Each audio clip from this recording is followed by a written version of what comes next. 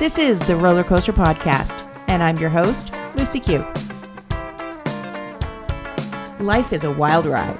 It has twists and turns. It's scary, exciting, and downright fun. So throw your head back, arms in the air, and come along with me for the ride. Life is like a roller coaster, baby, baby. I wanna ride. Do you hear that whisper? That little voice that tugs at your heart, telling you to start living your best life. If that sounds like you, then now is the time to join Nectar Growth. It's the only place online where you can connect with and learn from great coaches with different areas of expertise. Why live another day not believing that you're enough, not seeing all that is possible for you? Why live another day dimming your own light? Nectar is the perfect place for you to discover the real you and uncover who you're meant to be. Life is a journey that we are not meant to walk alone. Nectar gives you a nurturing and supportive community to walk with you on your journey. Start living your best life and see what is truly possible. Come join us at nectargrowth.com. You know you're worth it. Ride. I've seen many religions condemn anyone that doesn't fit into their definition of a loving relationship. So what happens when you're part of the LGBTQIA community and want to have a relationship with God? Joining me today is De'Vannon Hubert, podcaster and author of Sex, Drugs, and Jesus, to share his story of struggles with drug addiction, dealing, homelessness, and serving in the armed forces. Welcome, De'Vannon. Hey, Badge. Thank you so much for having me on your show today. Woo-hoo! Thank you. So that's quite a crazy ass ride that you've been on. Where does your story begin? My dear sweets, feel like my story begins now because I'm really just starting to feel like I'm living and I'm alive. Because before I feel like I died, I lost everything. I had not, a penny to my name, and that I was aware of. And when that happens, it's like it's like that first life that I had ended. It went up in flames. There weren't any ashes left. There was just nothing. And it took about the better part of a decade for me to revive and to come back to life. And so I really feel like my story is just now beginning. So hopefully that makes sense to you. And so much happened before now. I feel like a completely new person. If I didn't already have a very exotic name, I would do a completely different name and just like change it. It's like that severe. Like whenever I adopt my children, when I'm filthy rich one day and can spoil them the way that I like to spoil myself, I'm going to change their name. Why? Because they're going to be on a completely different trajectory, and whatever led them to a point of needing to be adopted will be remembered only for the beneficial lessons, but that's not who they are anymore. Like in the Bible, when Jacob becomes Israel, or when Saul becomes Paul, sometimes you just got to change. Or when a drag queen goes from Tim to Felicia Melange at night. So sometimes you have to just be reborn, bitch. And so, and it's something I can definitely relate to, because I was in my mid 40s when I hit I call it scraping the bottom of shit barrel. And it was through that I got to meet my other self, the person that people see today. But before that, it was, broken, hurt, and, not having a clue what I was supposed to do with myself.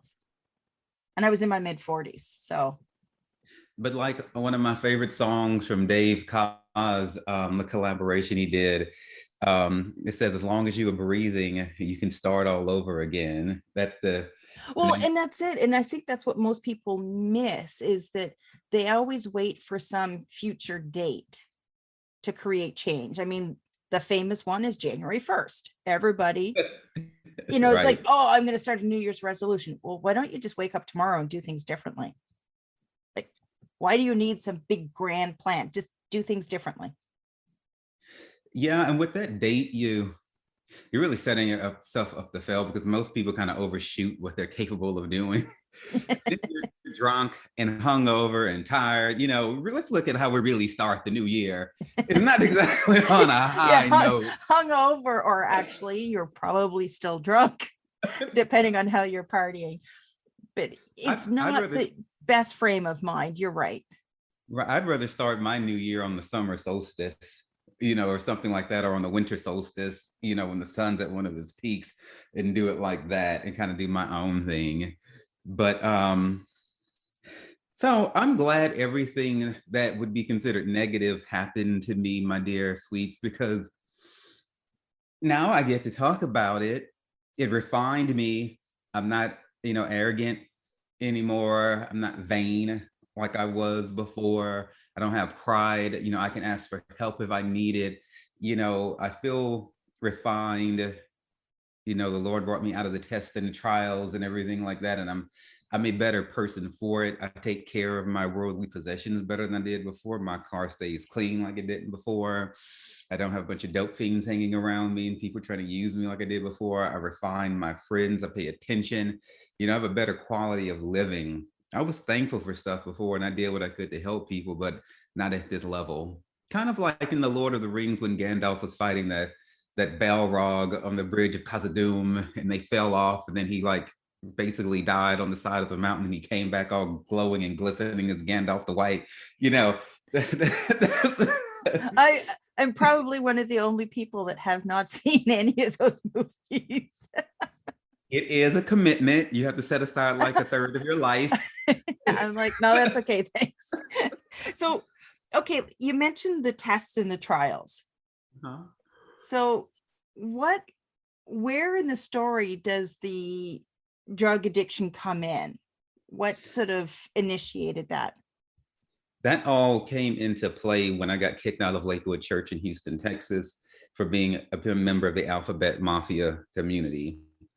And the reason why that was a pivotal moment is because I had been around drugs since I was a child. I was raised in the hood, every other house, the crack house. I wasn't allowed out of the yard. I was kidnapped when I was a child, that type of thing. A nice, wholesome environment to raise a child in. And so, I went off to the military. People were doing drugs there. I didn't do them. I mean, I pulled a Bill Clinton, and I may have puffed on a little bit of weed, but I did not inhale. Well, it's legal here in Canada, and guess what? I inhale. I know that's right. And so do what you do. And so, and then even after I got out of the military, I'm in Houston, Texas. I'm trying to date guys and stuff like that. They all are doing crystal meth and whatnot. And I didn't realize then, fuck, I'm right here by the border. That's why there's so much meth and so much drugs and dope. And I'm just still turning it down because I had a strong, church religious influence and everything like that. And, I'm volunteering at church 10 hours a week.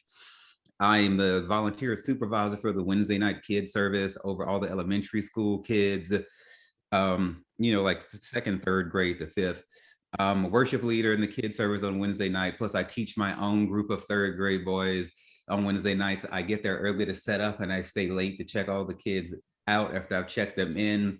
I'm singing the adult choir at Lakewood on the Saturday night service, and the two English services on Sunday mornings. And this is a huge church. It's the largest church in the United States. And so, I got called into the office because I had a really racy photo on my MySpace page. That's how long ago this was and how new social media was. I had applied for a job there because I was really, into this church, and I really had my head way far up their asses, and I should not have. So I'm glad that I got fired from volunteering.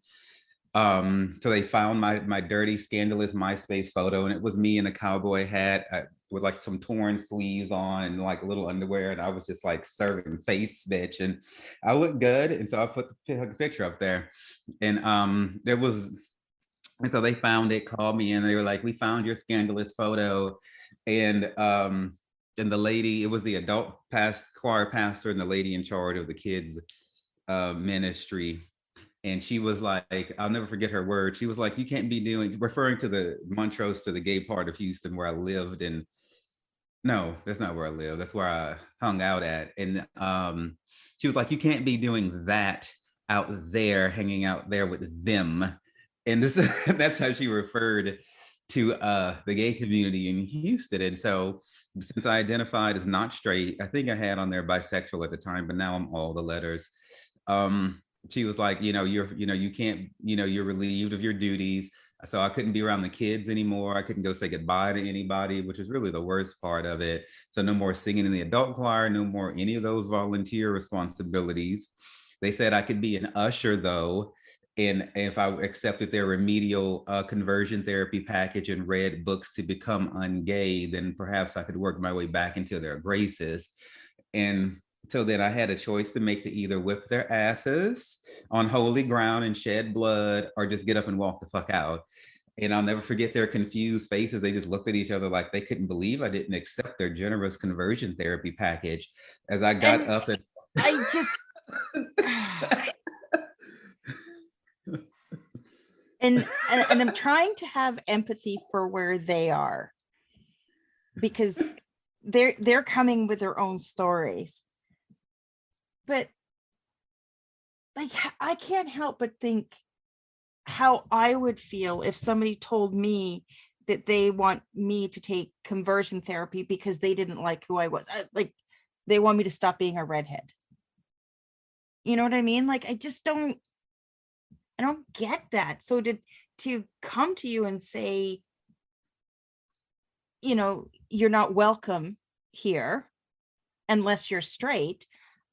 I grew up in the Anglican church, and I was always taught we're all God's children. So when did God start picking and choosing who he liked and who he didn't, or who's allowed in his circle? well, people like that are so full of themselves and so convoluted, and they don't realize it. Every generation has to have your hypocrites, your Pharisees, your Sadducees, like those people who, when history is written, are going to be the people who thought they were doing that what God wanted them to do, but really they were the assholes of the day, the religious assholes. And that's how they are at Lakewood Church. And at many different places. They're not the only place that stuff like that happens, but they're so stuck on their own way. Like, they weren't interested in my point of view. Why did I do the things that they weren't asking me? The decision was made when I showed up. You will be fired. This is why. This is our prescribed way to deal with this. I can barely say a word, and when I tried to mutter anything, I was immediately cut off. They were like angry at me and offended, like I had personally did them something wrong, because I never went up there with any guys. I didn't come up in there death dropping and twirling and doing cartwheels and throwing glitter all over the place.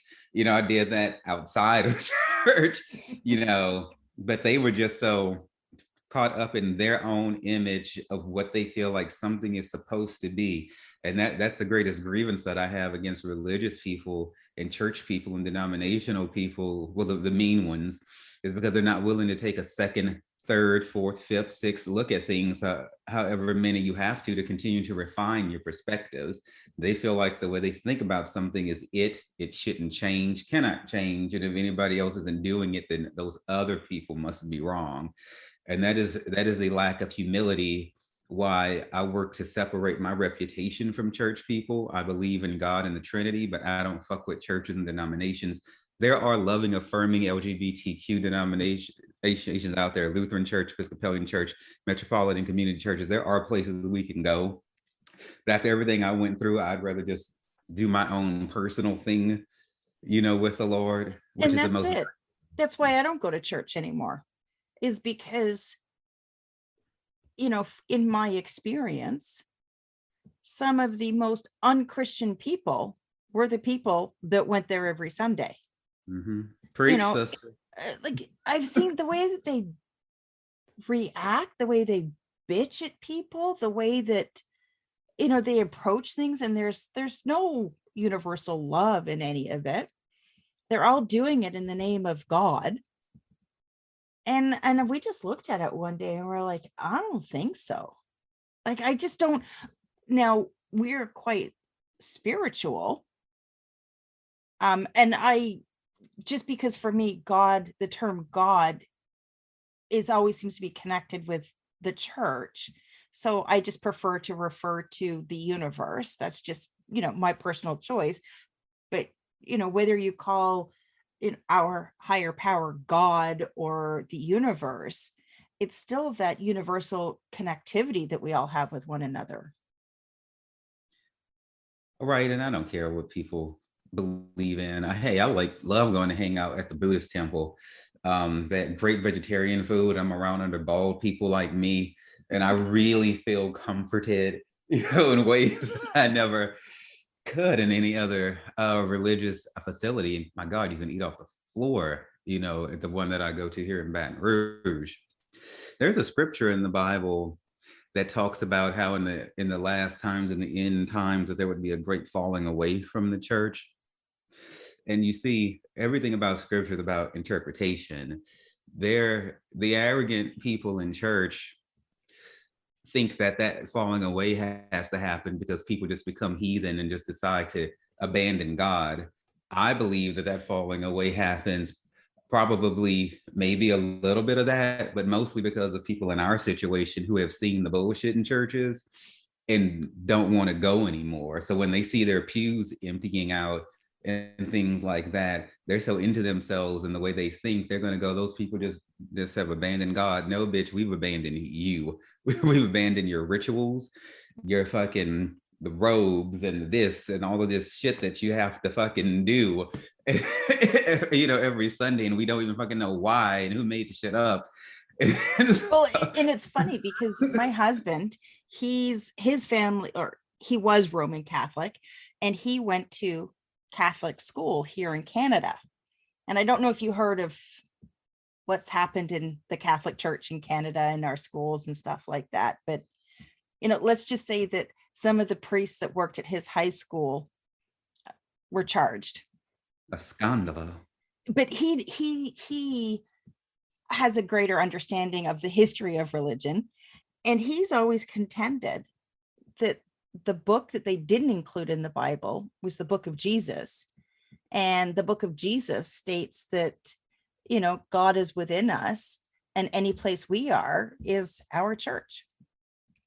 Yeah, the Bible says wherever two or more are gathered together, I will be there in the midst. So as long as you have enough faith, honey, there is nothing more valuable than your alone time with God. But see, we go to church to seek community and shit like that, and a fraternity, college, gay, drag house, all of it is community. No man's an island. We will seek community, and churches provide you that. So once this community was taken from me, and I didn't understand trauma the way I do now. I didn't understand the way we will seek out community in one form or another. I thought in my head, okay, well, I'll just go out to the streets and to the nightclubs more. I was only going out like once or twice a month, or I started going out like every night, trying to fill this void. I should have gotten counseling and help, but I didn't do that. I was like, I'll just go to these clubs where I know I won't be judged, where you can truly show up as you are and nobody's going to be uncomfortable because I walked in the room. And so once this happened, my filter left. And so everything I used to say no to, the next guy who offered me drugs, I just said yes. And so then I started saying yes to every fucking thing, I think, as a way of rebelling, as a way of acting out. And I was certainly angry and bitter. From that time that I got kicked out, it took about 5 years, maybe 4 or 5 years after being homeless and in and out of jail and everything before I actually walked into a church again, as opposed to having been in church consistently my entire life up until I was almost 30 years old. I let that cause that break. I should, because I wasn't as solid in God as I thought I was. I hadn't yet learned how to separate preachers and church from God like I have now. I should never have let that experience cause me for there to be silence between me and heaven. Were you mad at God? No, but I wasn't mad at him maybe I was mad at myself for buying into the church's bullshit for that long, but still I meshed the anger together, and I guess I associated, God with the churches, and we can project anger in places that it shouldn't be, when we're not mature in our perspectives. And I was not mature, so it doesn't matter what stupid shit a preacher does now. I know better. Oh, you just a preacher. That's They're all just you are. people. They're You- just You're just, people. I had them on too high of a pedestal. And Yeah. and I just did. That was my mistake as a youngling. But we learn and grow. But that is what opened the door for me to be susceptible to narcotics, whereas I hadn't been before.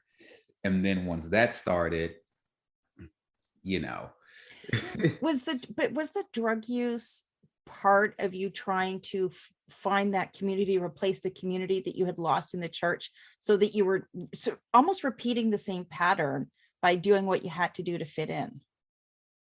right. Absolutely. Because I really wasn't from that sort of a life. Because the being of God, if you hadn't done any hard drugs till you're 30, you're not a drug person. you know, it's not who you are. But we all break. I mean, we can break bad. At some point, if something bad happens, and so that was a bit enough of a shock to my nervous system and to who I was to cause me to make bad decisions. And yes, I did. It was some level of conformity, but I also took quite naturally to it as well, because I am very wild by nature. I was always the one at the club dancing till they closed and got there to help them open and put the decorations up. So it fit into my lifestyle. I was already Yeah. going to work drunk, calling off drunk. So, hey, let's just throw a pill in there, so it's not like it was that far fetched. Um, and then, hey, so we started with an ecstasy pill. It was like an Asian X pill. The guy explained to me what to do, how to do it. Cool. Next guy, he was like, I was doing a party at my apartment in Montrose, Houston.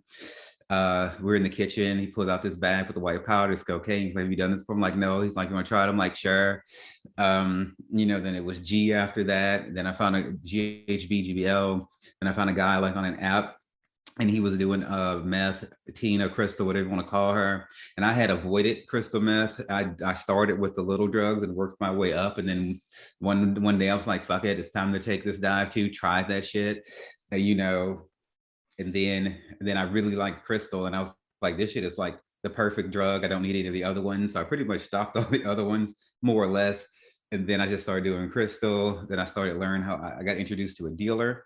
Then I started learning how I could get my friends' money to buy in bulk and cover my own habit. So because I have a business mind, so I started turning into a business, and I became a drug runner, delivering drugs first, and then I worked my way up into becoming a drug dealer.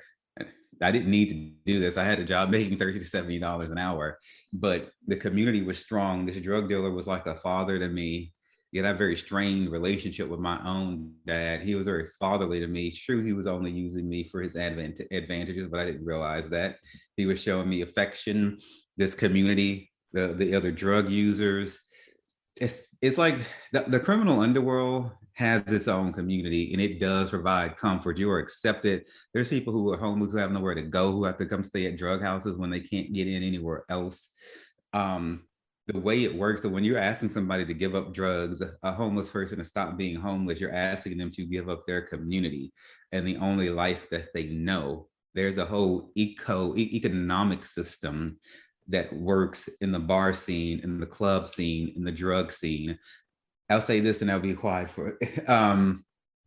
It's like a symbiotic relationship, how I grow all my plants and shit out here in my garden, but I need the bees and the fucking gnats and shit to come and pollinate, or the shit won't make.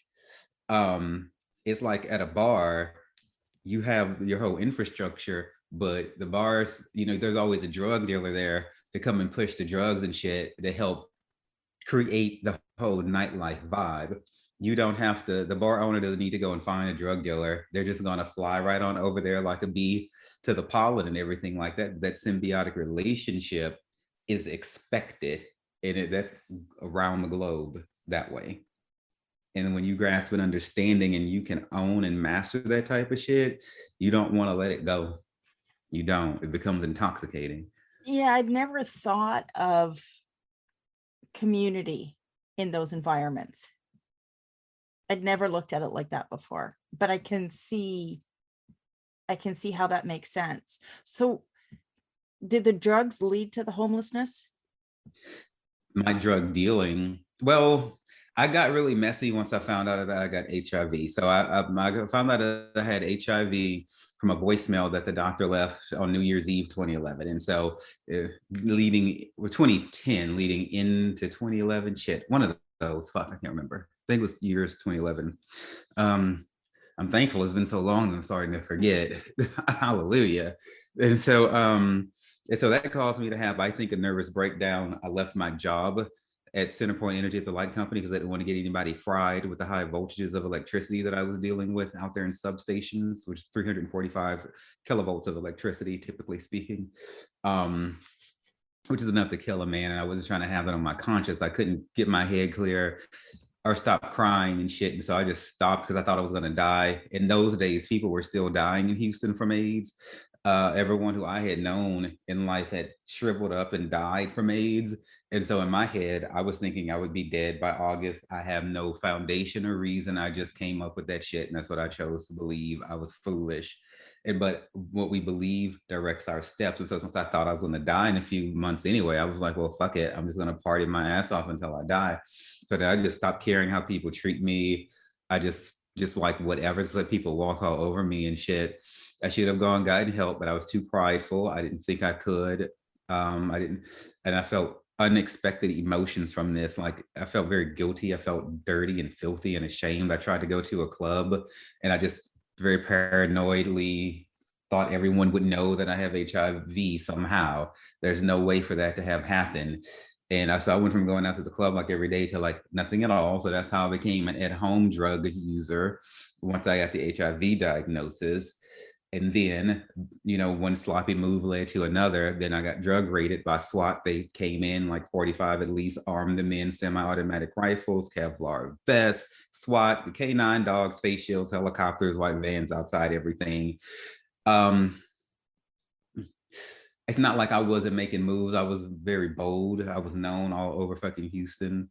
The people I was getting my dope from, and a lot of people don't believe this because I'm Black and I'm gay, but I did have ties to Aryan Nation, and they're not known for exactly being accepting of Black or gay people. But when you can move dope and make money, they don't give a fuck what color you are, because you have a lot of people out there who cannot sell drugs. You think it's easy. You have some drug dealers who really fucking suck.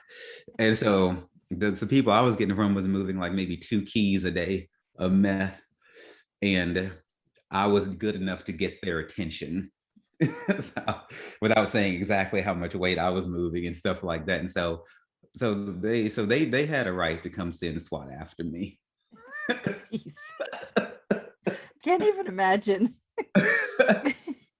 So in all of this shitstorm that you were in, what was the turning point? What made you choose something differently? Wake up one day and go, I'm going to do it differently. I think the last time that I was in jail, I got arrested 1, 2, 3 times in 2012. The last time when I was caught trying to pass a bogus check at Bank of America that some random guy who picked me up at a bus station wanted me to cash for him. You're homeless, you ain't got shit to do. You're just walking around anyway. You're like, fuck it, sure. And so I'm banned from Bank of America for life for that incident. And while I was in there, by then it was like September, and I was like, well, we're past my August death date, my D date. So I'm kind of still alive. And then when I was in there, I met a doctor who was intelligent and compassionate enough to explain to me HIV genotypes. He really got down into the science of it. They tricked me. They told me I was going to the ID clinic, girl, and I'm thinking I'm about to get my picture taken, and it was really infectious disease clinic. So I didn't realize that till I was down there. Otherwise, I might not have gone, because I hated the term infectious disease from the time I got HIV. I was like, why can't we call this something fucking else? And so So since he was so nice and compassionate, that was when the first glimmer of light broke through. And I was like, you know what? We're not going to die. We have to start to pull our shit together and fuck. We didn't pay taxes. We got all this credit. It's terrible. You know, that was when, now it didn't get fixed overnight, and I didn't get off drugs or anything like that overnight, and I was certainly still homeless when I got out of jail, but that was when I had the epiphany and the light came on that I wasn't going to die, and this shit was manageable, and that we could actually work with this. Well, it's my understanding that the drugs that treat HIV have come such a long way since it was first discovered, almost to the point where HIV becomes barely detectable in the body. It's considered undetectable. So the way HIV is spread is a person has to be unhealthy enough to have enough viral load. Like it's measured in parts per millions, I believe it is, in like the blood. And so you have to have enough of it on board to pass to somebody for them to get infected. If you only have like a cell or two, is not enough. It's a very frail virus. Like if you put it on a spoon, it'll die in 24 hours, for instance. Whereas hepatitis is not like that. It'll stay alive for like 30 days on a spoon. And so, so yeah, if you take your medicine, and they don't ever guarantee you and say 100%, because there are exceptions to everything, but everybody I know now who has HIV, and there's a lot of people, everybody, if they take their medicine and stuff like that, then they're fine. They're undetectable. They have very happy, healthy sex lives, and everything like that. And so it's actually a community of people who are HIV positive within the gay community. And it's like a shitload of people. So if any of you are not alone, if you should contract HIV, if anything, you've just been elevated in some ways. And I'm not saying go run out there and get it, but there are people who do intentionally get infected with HIV for their own reason. That's called getting bugged. And they don't want to worry about it anymore because they like to be very promiscuous. So their thinking is, well, I'll just go get it intentionally, so I don't have to worry about it. Some people like it when they do that. Some people hate it. Everyone's different. So yeah, but overall, and then they have test trials being done now on just cures for it and everything like that. And then you have PrEP, which you can take, which is like Truvada. So if you're HIV negative, you can still be in a relationship with somebody who's HIV positive, and if you take your PrEP pill, it will shield you from getting HIV from them. And so we didn't have all that back in my day, but there's so many options now. Yeah, I mean, it's certainly come leaps and bounds since, when was it first discovered? In the late 70s, early 80s? All I know is when it was discovered, we had good Dr. Anthony Fauci there at the helm, helping us to kick its ass, and he's still with us today. Hallelujah, tabernacle, and praise. There you go. De'Vannon, just as we wrap up, do you have any final thoughts, words of wisdom for our listeners? My encouragement to everyone is always to do something with your spirit, to have some sort of spiritual identity, some sort of spiritual activity, some sort of spiritual activism within yourself, and not to leave your soul sitting on a shelf. Most people will agree that we all have some sort of soul spirit, or some sort of a part to us that is non-physical and real and will live on, no matter how you believe. Most people at least agree on that. So my whole thing is this: just like anything else, if you don't do anything with it, it'll die, it'll become malnourished, and you will become out of balance. I ain't saying go to church. I might even much suggest not to, unless you have a really good one to go to. But I am saying do something with your spirit, some sort of prayer, meditation, something, so that you don't come out of balance. I know it's hard when some of my straight friends won't fool with any kind of religion or anything like that, because of the sort of stuff that they've seen done to people in the LGBT community. So let's not be bitter. We're going to read those church bitches for filth, and we will have our day, with them. But, do something with your spirit, do something with it. Very powerful, very powerful. And where is the best place for people to connect with you, listen to your podcast, grab a copy of your book? The website is sexdrugsandjesus.com. Everything is housed there. And it's just the first chapter of the Sex, Drugs, and Jesus memoir that's out, or the prologue, or whatever we're going to end up doing with it. The rest of the book will be out hopefully sooner than later. It's pretty much done. We just got to, do some more editing and stuff, but everything is there. I like to keep it, I'm very extra, but I do like to keep some things simple. So just one website will lead you to everything. Perfect. Well, if you're listening and you're looking at connecting with De'Vannon, make sure you check out the show notes. I will have all of the links in there. And De'Vannon, thank you so much for joining me and sharing your story today. It's been my pleasure, my sugar. Thanks for listening to this episode of the Roller Coaster Podcast. Want to chat or share your ideas about today's show? Pop me an email at hello@therollercoasterpodcast.com. Don't forget to connect with me on Facebook and Instagram at The Roller Coaster Podcast. Our theme song, Roller Coaster, was performed by The Lucky Setback. Audio editing by the one and only Jeff Quigley of Quigley Creator. Life is like a roller coaster, baby.